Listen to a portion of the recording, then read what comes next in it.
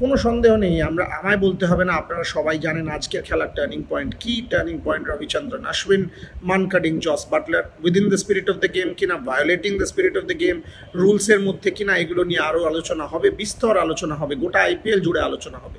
কয়েকটা জিনিস পরিষ্কার করে দিই, উইদিন দ্য রুলস ইয়েস, রুলের মধ্যে উনি পারমিটেড, উনি এটা করতে পারেন, তাই জন্যই আউট দেওয়া হলো।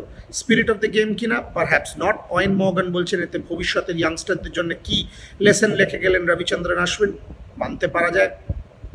এটাও আবার মানতে হবে যে অধিনায়ক হিসাবে ওই ডিসিশনটার জন্যই কিন্তু তার টিম জিতেছে।